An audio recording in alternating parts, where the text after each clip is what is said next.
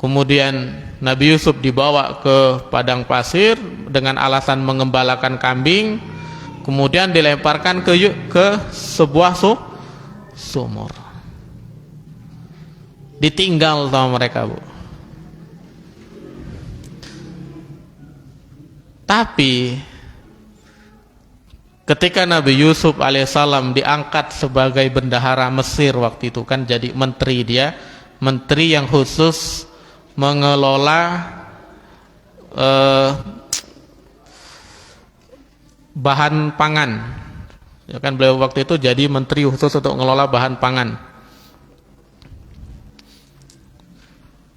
Di akhir cerita kan nanti saudara-saudaranya datang bersama dengan Nabi Yakub alaihi salam. Mereka meminta maaf kepada Nabi Yusuf alaihi salam. Apa yang dikatakan oleh Nabi Yusuf alaihi salam? Qala la tasriba alaikumul yaum. Kata Nabi Yusuf, sesungguhnya hari ini aku telah memaafkan kalian dan tidak ada celaan bagi kalian.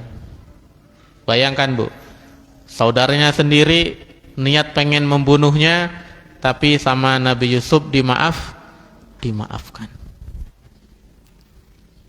Ya mungkin kita ngomong, Ustaz, tapi kan kita bukan Nabi Yusuf. Mungkinkah kita hatinya sama seperti Nabi Yusuf? Iya, kita bukan Nabi Yusuf, tapi teman kita juga bukan saudaranya Nabi Yusuf. Enggak berusaha untuk membunuh kita, kan? Paling cuma kesalahan-kesalahan kecil saja. Nah,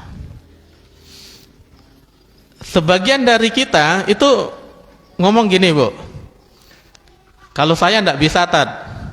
Kalau orang jelek sama saya juga jelek sama dia. Kalau dia melakukan kesalahan sama saya, maka saya balas. Biasanya kayak gitu, kan? Kalau orang baik, saya baik, gitu kan. Anda sopan, kami segan, gitu. Boleh nggak kayak gitu? Boleh, ya. Secara hukum boleh.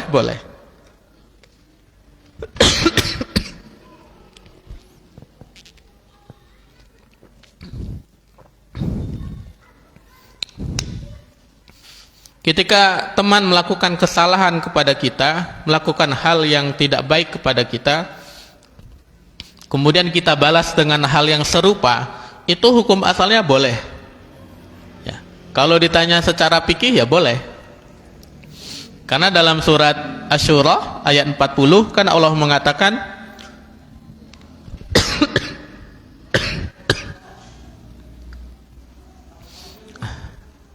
wa jazaa'u sayyi'atin sayyi'atum misluha. Dan balasan bagi kejelekan adalah kejelekan yang serupa. Di ayat ini Allah menjelaskan seandainya kita dizolimi sama saudara kita, kita boleh membalas dengan kezoliman yang serupa.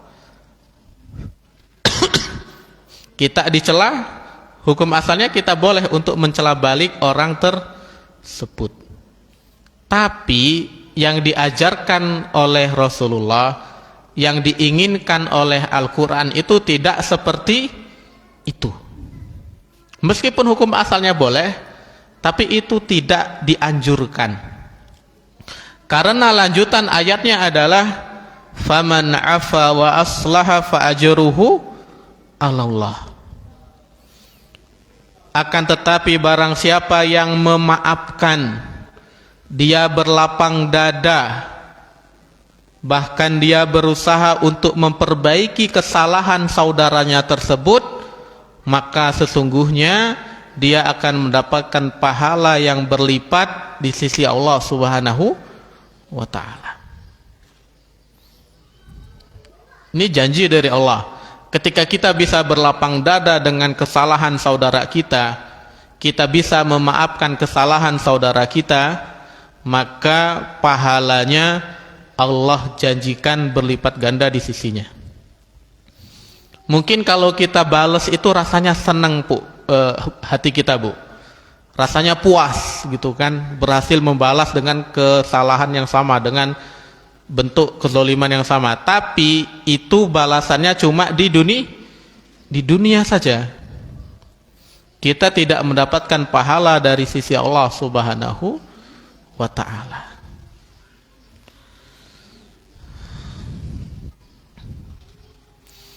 Kemudian penulis melanjutkan, fakama yajibu 'alal 'abdi al-adabu ma'a sayyidihi yajibu 'alaihi mu'asyaratu man yu'inuhu 'alaihi. Penulis mengatakan sebagaimana wajib hukumnya bagi seorang hamba untuk menjaga adab di hadapan tuannya, yaitu di hadapan Allah Subhanahu wa ta'ala. Maka wajib pula baginya bergaul baik dengan orang yang membantunya dalam ketaatan tersebut. Kemarin itu kita sudah bahas tentang mendekatkan diri kepada Allah Subhanahu wa ta'ala, tentang bagaimana adab kita kepada Allah Subhanahu wa ta'ala. Kita wajib menjaga adab terhadap Allah Subhanahu wa ta'ala, maka begitu juga dengan saudara-saudara kita. Kita pun tetap wajib menjaga adab dan berlaku baik, meskipun mungkin ada kesalahan yang mereka lakukan. Kalau kita balik ke adab yang sebelumnya, Bu, yang sudah kita bahas di minggu lalu, yaitu bagaimana caranya kita mencarikan uzur terhadap kesalahan atau kekhilafan yang dilakukan oleh saudara kita. Wa qala ba'dul hukama, dan sebagian ahli hikmah mengatakan, al-mu'minu taba'an wasajiyatan. Seorang mukmin itu tabiatnya adalah pemaaf, dan watak aslinya seharusnya dia adalah pemaaf. Kemudian Al-Imam Ibnul Arabi juga mengatakan di sini, tanasa masawi al-ikhwan yadum alaka wudduhum. Berpura-puralah lupa atau abaikanlah kesalahan yang dilakukan oleh saudaramu, niscaya rasa cinta mereka kepadamu akan langgeng. Nah, ini namanya tuh taghaful, pura-pura lupa, pura-pura tidak tahu terhadap kesalahan atau kekhilafan yang dilakukan oleh saudara kita. Kemudian kalau kita belajar dari namanya Allah Subhanahu wa ta'ala, itu ada namanya Al-Afu, ya kan? Artinya apa? Maha pemaaf. Al-Afu. Kalau Allah saja mampu untuk memaafkan dosa hambanya, meskipun itu adalah dosa kesyirikan, dosa yang paling besar, maka begitu juga seharusnya kita terhadap sesama hambanya bisa saling memaafkan. Dan kita ini juga nggak tahu, Bu, hari ini mungkin teman kita melakukan kesalahan, besok bisa jadi kita sendiri yang melakukan kesalahan. Hari ini kita memaafkan teman kita, besok mungkin kita yang akan meminta maaf kepada teman kita. Itulah bagaimana caranya agar kita bisa berlapang dada. Dan tujuannya adalah agar persaudaraan ini bisa langgeng, bisa selamanya, bahkan sedunia dan sesurga, gitu kan? Kan ada hadisnya tuh, seorang yang beriman itu bisa memberikan syafaat kepada teman-temannya ketika di dunia, yang rajin ngaji bareng, rajin belajar bareng, maka nanti mereka bisa saling menyelamatkan ketika di akhirat. Jadi jangan sampai persaudaraan yang sudah kita bangun lama runtuh cuma gara-gara satu kesalahan yang tidak bisa kita maafkan. Tanasa, pura-pura lupa sajalah. Anggap saja kesalahan tersebut tidak ada. Lagian dibandingkan kesalahan tersebut, jika dibandingkan dengan kebaikan saudara kita, masih banyak kebaikannya. Caranya agar kita bisa memaafkan itu adalah pura-pura lupa dengan kesalahannya dan selalu ingat kebaikannya. Nah itu dia, ingat terus kebaikannya.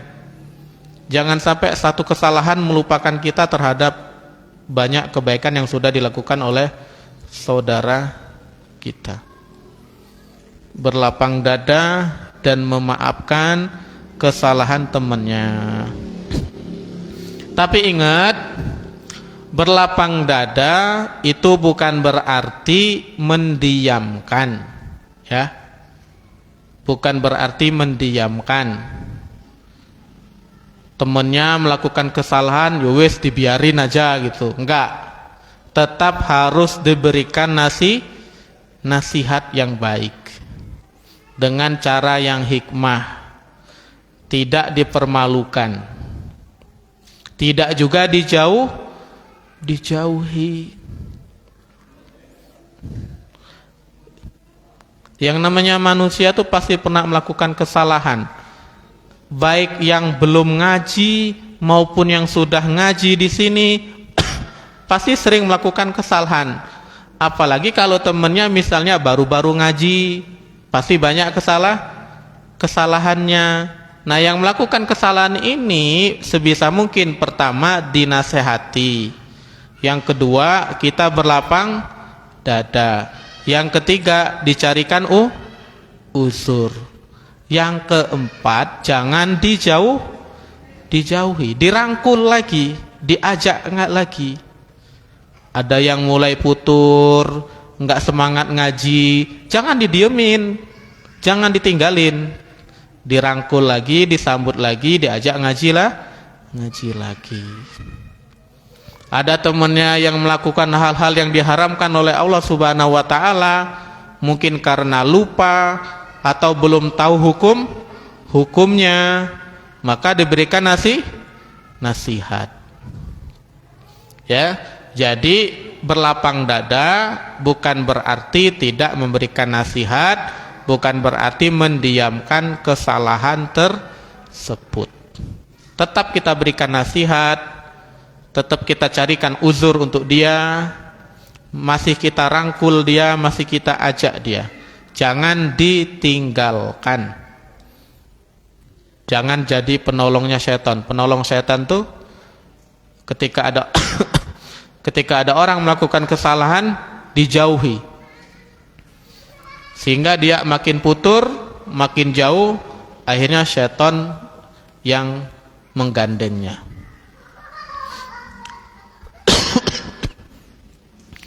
Kemudian di sini penulis memberikan peringatan tentang menjauhi pemburu dunia, orang-orang yang cinta dengan dunia. Penulis mengatakan wa wajibun 'alal mu'mini ayyujaniba tulabad dunya fa innahum yadullunahu 'ala talabiha wa man'iha.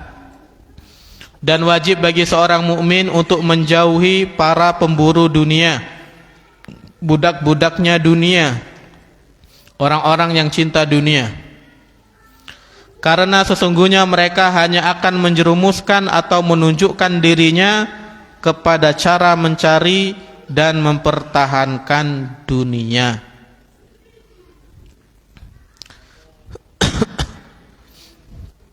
Wa dzalika yub'iduhu an najatihi wa yaqzatihi anha.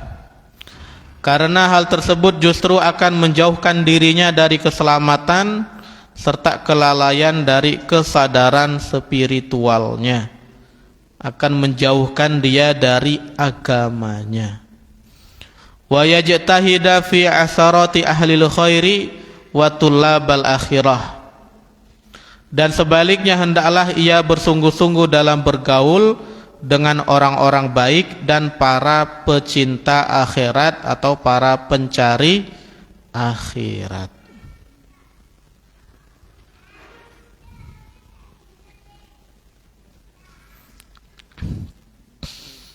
Di sini penulis memberikan peringatan bahwasanya kita tidak boleh berteman dekat dengan orang yang cinta dunia, yang memburu dunia. Kenapa? Karena orang-orang seperti ini akan membuat kita lupa dengan akhirat. Akan membuat kita terlalu cinta dengan dunia, melalaikan kita dari beribadah kepada Allah Subhanahu wa ta'ala. Karena yang namanya persahabatan itu akan menularkan sifat. Kalau sahabatnya cinta dunia, ya dia bakalan ketularan jadi orang yang cinta dunia juga. Kalau orangnya rajin ibadah temennya, maka dia akan ketularan juga jadi rajin ibadah. Dan sebaliknya kata beliau, seharusnya seorang mukmin bersungguh-sungguh dalam bergaul dengan orang-orang baik dan orang-orang yang cinta kepada akhirat. Kenapa kita dilarang bergaul dengan orang-orang yang cinta dunia? Karena sejatinya dunia itu sedikit. Dunia itu kecil. Kata Allah Subhanahu wa ta'ala, mata'un qalil. Dunia itu adalah harta yang sangat sedikit.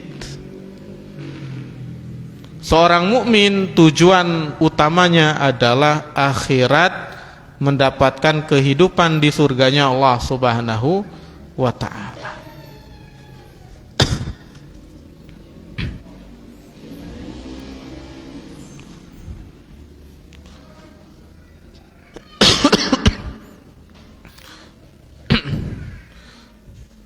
Dan hati-hati, Bu.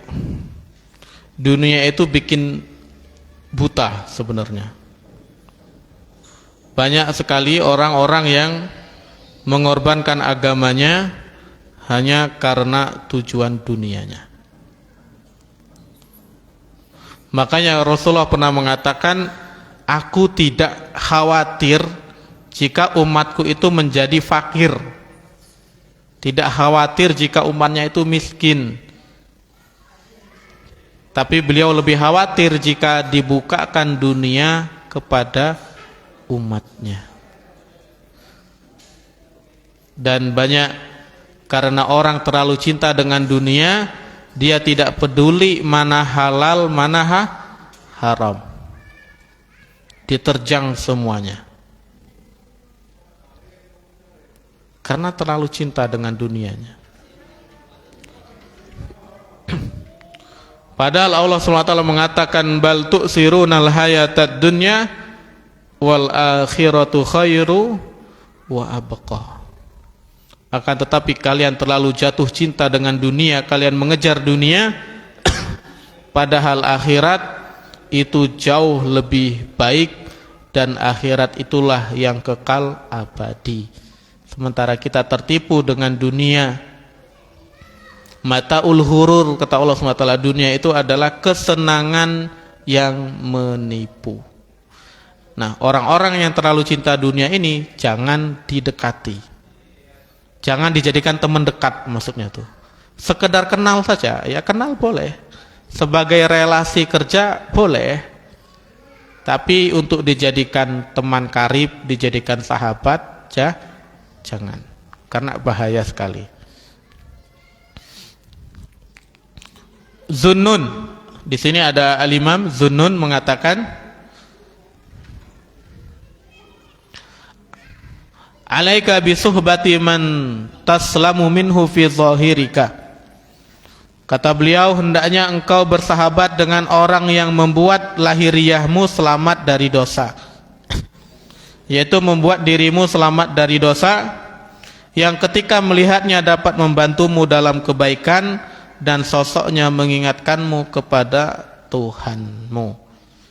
Nah, ini teman yang harus kita jaga, yaitu teman yang menjaga kita dari perbuatan dosa, mengingatkan kita kalau kita akan melakukan dosa.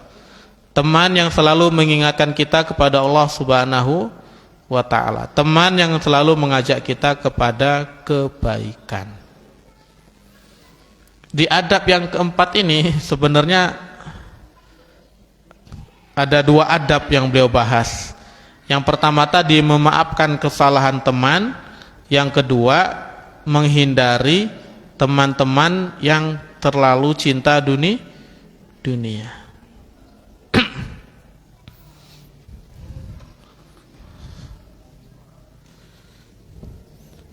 Adab yang keenam, yang kelima harusnya ya. Adab yang kelima, meminimalisir perselisihan. Meminimalisir perselisihan.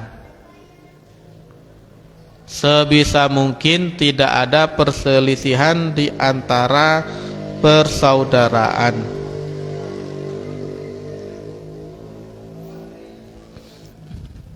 Di sini beliau mengatakan wa min haqillatul khilafi lil ikhwan. Dan di antara adab berteman adalah meminimalisir perselisihan atau hindari perdebatan di dalam pergaulan. Waluzumu muwafaqatihim fima yubihuhul ilmu wasyari'ah. Serta senantiasa menyelaraskan diri atau sejalan dengan teman-temannya dalam perkara-perkara yang diperbolehkan oleh ilmu dan syariat. Abu Usman mengatakan, muwafaqatul ikhwan khairum minasyafaqati alaihim. Menyelaraskan diri atau sejalan dengan saudara itu jauh lebih baik daripada sekedar menaruh rasa kasihan atau iba kepada mereka. Di adab yang kelima ini beliau mengingatkan kita dalam persahabatan itu sebisa mungkin tidak ada perdebatan. Jangan sering debat, jangan sering berselisih. Sebisa mungkin sama, sepakat dalam hal-hal yang memang dibolehkan oleh syariat. Misal kayak bapak-bapak misal ya di kampung.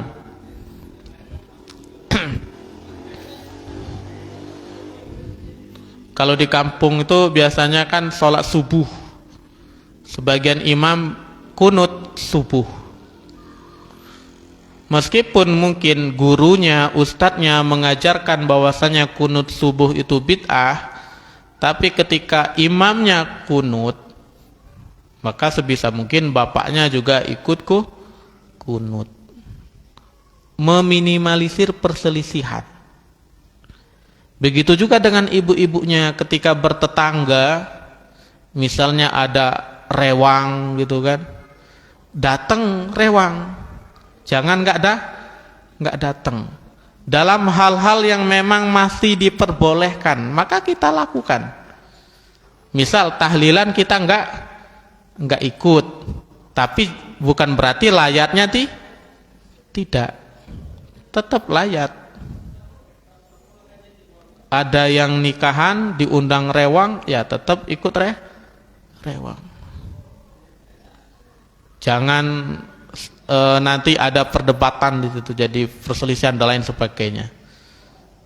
Sebisa mungkin dalam persahabatan, dalam kehidupan sehari-hari, kita itu kalau bisa sejalan dengan masyarakat, sejalan dengan orang-orang. Jangan bikin hal baru yang bikin heboh.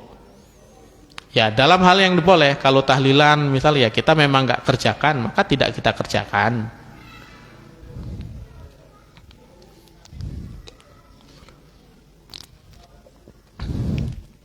Ada kerja bakti misal ya, tetap ikut kerja bakti bapaknya. Jangan diem di rumah. Sama juga di sini. Misalnya di pengajian juga sama. Kesepakatannya misalnya ibu-ibu kalau sudah datang di pengajian maka buka cadarnya, ya kita buka cadarnya, nggak apa-apa. Jangan akhirnya nanti berdebat selesai ngaji, debat ini kenapa anti nggak lepas cadarnya dan lain sebagainya. Nggak apa-apa, dilepas saja karena sama-sama wanita juga kan, ustadznya juga nggak bisa lihat. Meminimalisir perselisihan atau perdebatan. Kemudian kalau memang ada hal-hal yang tidak perlu diperdebatkan, ya nggak usah. Sesuatu yang mengundang perdebatan itu jangan dilakukan.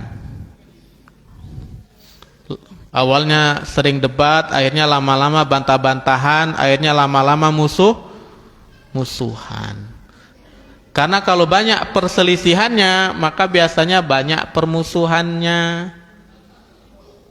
Kalau sudah banyak permusuhannya, akhirnya nggak saling mencintai lagi, nggak saling mengasihi lagi. Akhirnya males mengucapkan salam. Kadang negur sapa saja malas. Hanya karena perkara-perkara yang sepele. Jadi itu dia adab yang ke-5. Meminimalisir perselisihan. Kita masuk adab yang ke-6, tapi di PDF-nya nggak ada, baru nyampe yang ke-5 itu.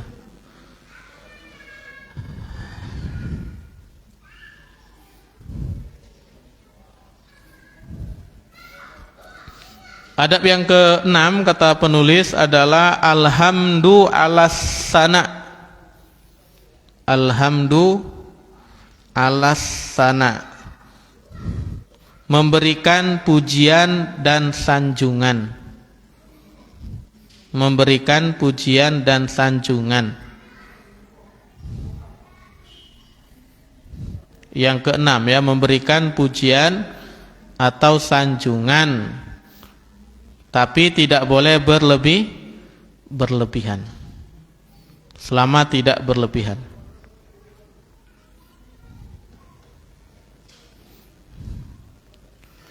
Adab yang ke-7 kata beliau, yang ke-6, wa minha ayyahmadahum ala husni sanaihim. Dan di antara adab tersebut adalah memuji mereka atas sanjungan atau tutur kata baik mereka. Wa illam yusa'idhum bil yad, meskipun keadaan tidak memungkinkan dirinya untuk membantu mereka secara langsung dengan tangannya atau dengan tindakan fisik. Adab yang ke-7, di sini beliau memberikan peringatan bahwasanya kita kalau ada teman kita yang berkelakuan baik, ya tidak apa-apa kita puji, tidak apa-apa kita berterima kasih kepadanya. Itu maksudnya. Memuji di situ adalah berterima kasih kepada teman kita yang berkelakuan baik. Jadi diberi apresiasi.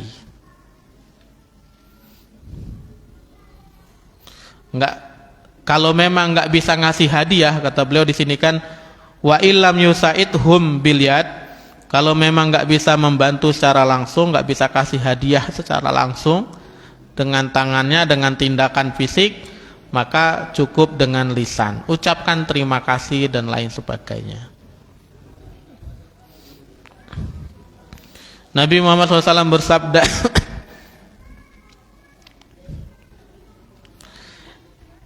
niyatul mu'mini ablahu min amalihi. Sesungguhnya niat seorang mukmin itu lebih mendalam daripada amal perbuatannya.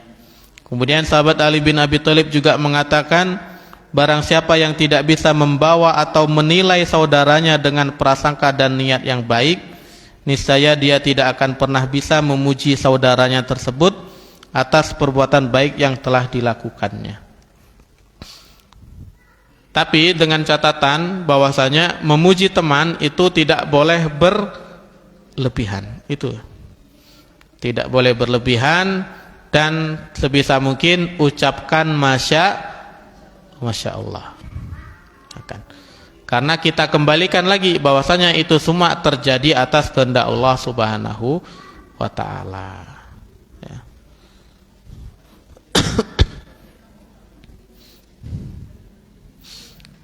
Adab yang ke-7.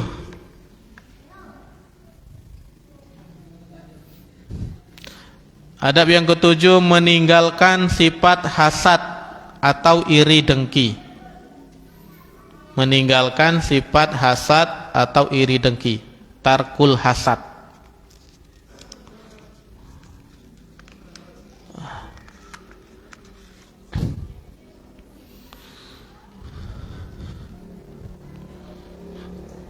Penulis melanjutkan, wa minha alla yahsudahum ala ma yara alaihim min asari ni'matillahi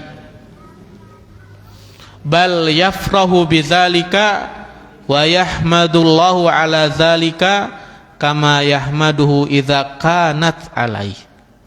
Adab yang ke-7 kata beliau, tidak boleh hasad, tidak boleh dengki, tidak boleh iri. Dia tidak boleh dengki kepada temannya atas apa yang diperoleh dari nikmat Allah Subhanahu wa ta'ala, dan hendaknya dia bergembira dengan hal tersebut,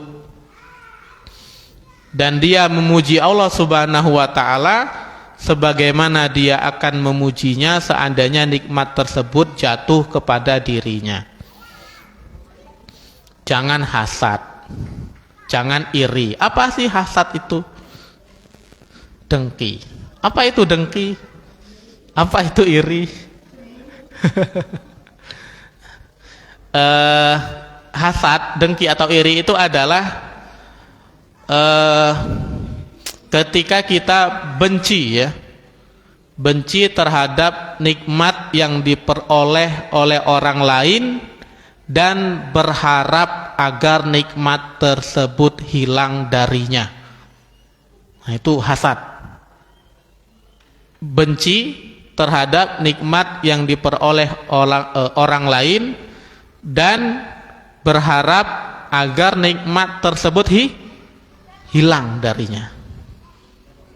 Itu namanya hasad. Contoh, tetangganya beli motor baru, benci dia, sakit hati dia, kemudian malam-malam dia coba untuk merusak motor tersebut. Nah, itulah hasad, Bu. Ada yang misalnya tetangganya punya rumah bagus, nggak seneng dia lihat tetangganya punya rumah bagus, sampah dari rumahnya dilempar ke tetangganya. Nah, itu hasad. Hasad itu dia mengharapkan nikmat tersebut hilang. Nah, itulah hasad.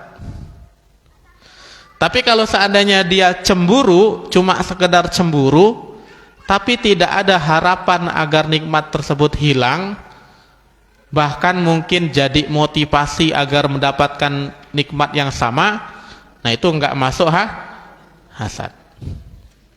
Lihat misalnya temannya, oh Masya Allah sudah hafal juz 30, umur 30 tahun, anaknya 3 bisa hafal juz 30, kita belum, cemburu kita.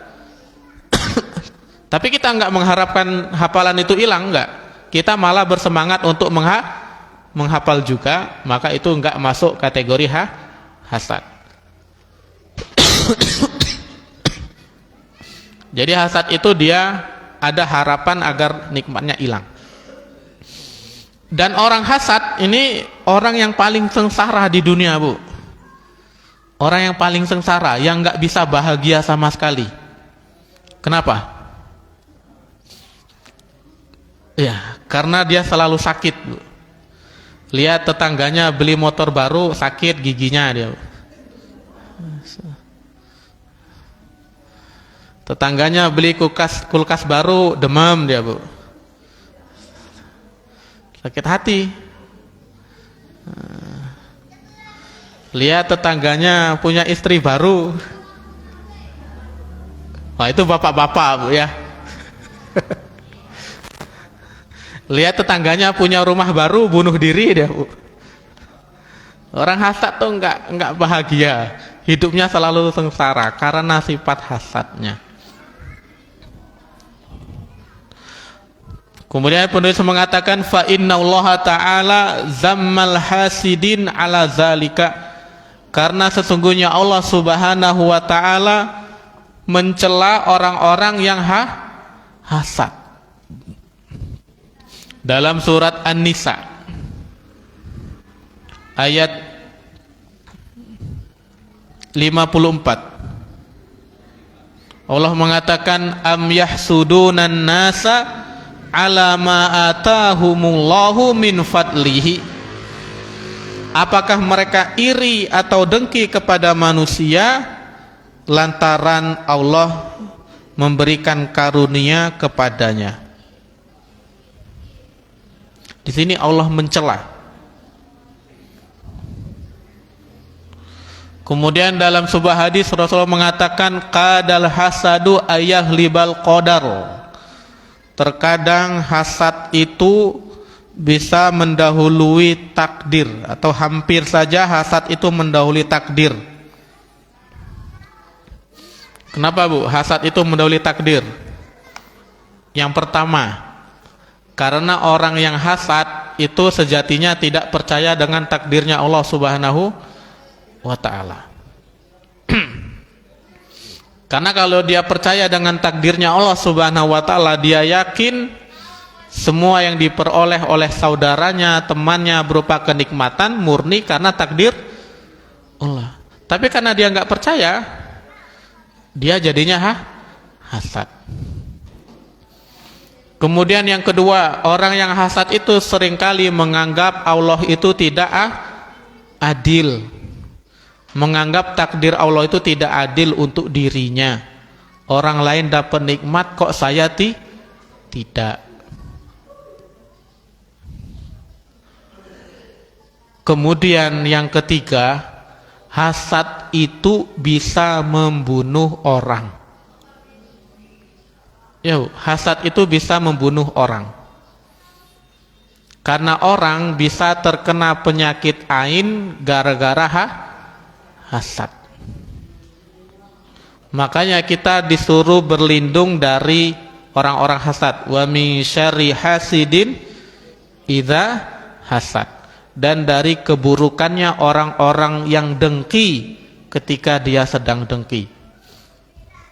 Nah, salah satu penyakit ain itu adalah disebabkan pandangan orang yang hasad. Jadi pandangan orang hasad itu berbahaya, Bu. Bisa jadi ain. Makanya hati-hati kalau kita punya kenikmatan yang Allah berikan, seandainya memang kenikmatan itu bisa kita sembunyikan, maksudnya jangan dipamerkan. Punya anak lucu, nggak usah terlalu sering di-update di sosial media. Lagi makan enak, nggak perlu terlalu sering update status lagi makan enak. Karena kita nggak tahu, Bu, orang yang lihat status kita itu ada yang seneng, ada yang hasad. Nah, yang hasad ini yang bahaya. Dia lihat status kita, kemudian dia hasad, kita jadi kena ain. Hati-hati. Dan kita pun ketika bersahabat, ketika bersaudara, maka harus menghindari sifat hasad. Enggak boleh iri, enggak boleh dengki dengan kenikmatan yang diperoleh oleh saudara kita. Karena sejatinya itu adalah takdir dari Allah Subhanahu wa taala. Allah Maha tahu, Allah Maha adil.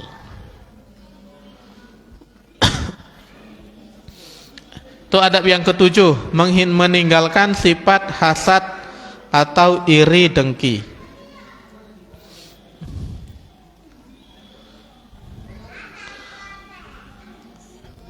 Adab yang ke-8,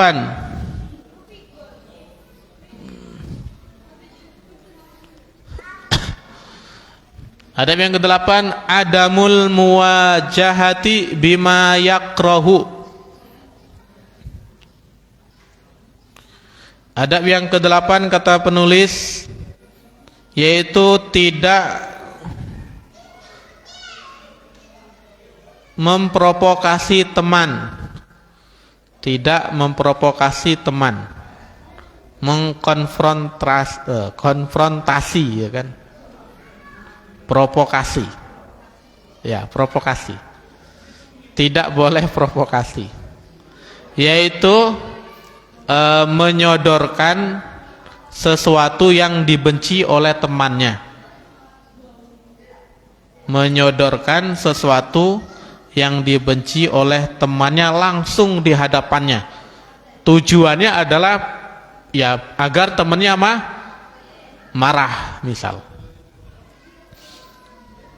Tidak boleh provokasi. Karena provokasi ini bisa menyebabkan perselisihan dan menyebabkan permusuhan dan retaknya persaudaraan. Ya, maksudnya kalau berteman itu yang wajar-wajar nyobailah. Kalau memang temannya benci sesuatu, ya jangan kalian bawakan hal yang dia benci tersebut sehingga dia marah. Lebih parah lagi kalau sampai jadi adu domba. Nah, itu bahaya, namimah namanya. Kalau tadi nggak boleh hasad, yang di sini nggak boleh provokasi, nggak boleh adu domba.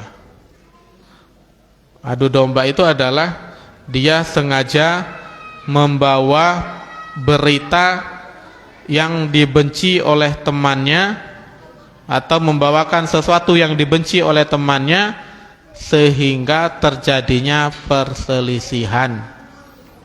Nah, ini yang dimaksud oleh penulis. Nggak boleh provokasi, nggak boleh adu domba.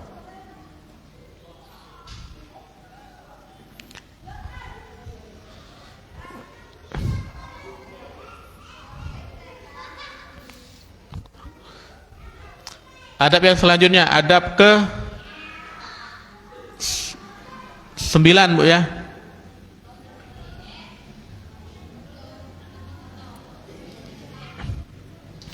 Adab yang ke-9, senantiasa menjaga rasa malu. Senantiasa menjaga rasa malu.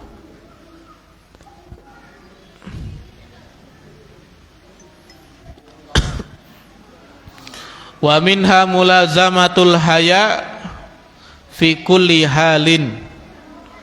Kata penulis, adab yang ke-9 adalah senantiasa menjaga rasa malu di setiap keadaan. Hal ini berdasarkan sabdanya Rasulullah sallallahu alaihi wasallam, al-imanu bid'un wa sab'una syu'batan. Sesungguhnya keimanan itu terdapat 73 cabang. Afdaluha syahadatu alla ilaha illallah. Cabang yang paling utama adalah syahadat la ilaha illallah. Adnaha imatatul aza anit thariq. Cabang yang paling rendah adalah menyingkirkan gangguan dari jalan. Wal haya'u syu'batun minal iman. Kemudian kata Rasulullah, rasa malu itu adalah bagian dari keimanan. Nah, adab yang ke-9, menjaga rasa malu. Apa itu rasa malu? Yaitu rasa enggan untuk melakukan keburukan atau kemaksiatan.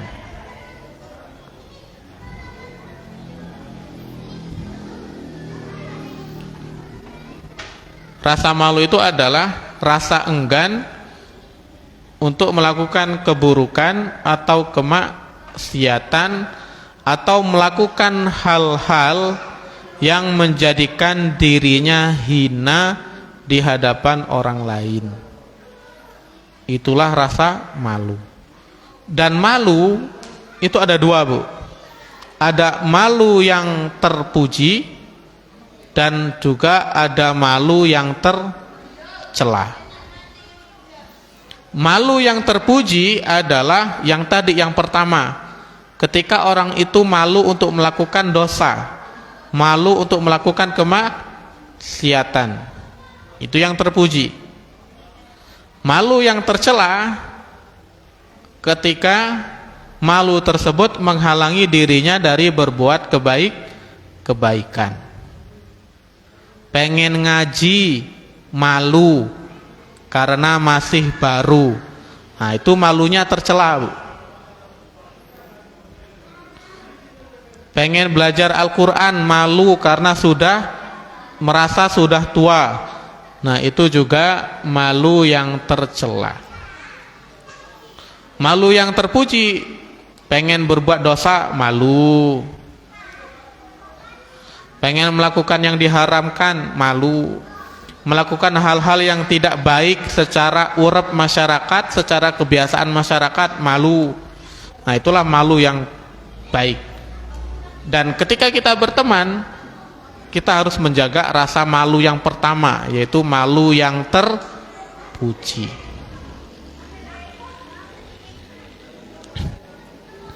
Nah, 2 menit lagi azan. Kita akhiri sampai sini, Bu, ya.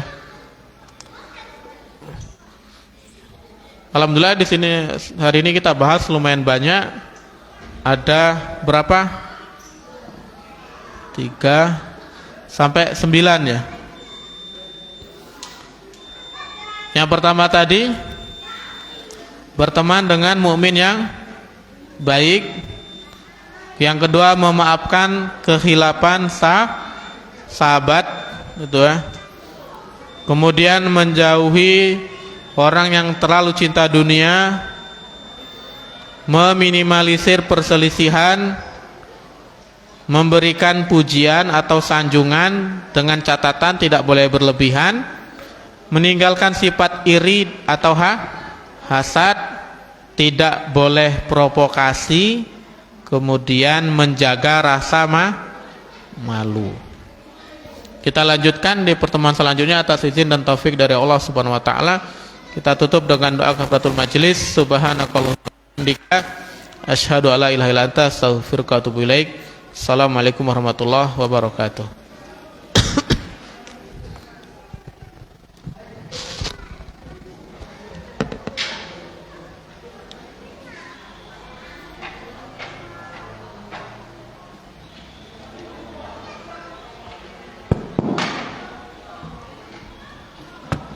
Allahu Akbar, Allahu Akbar, Allahu Akbar, Allahu Akbar. Asyhadu an la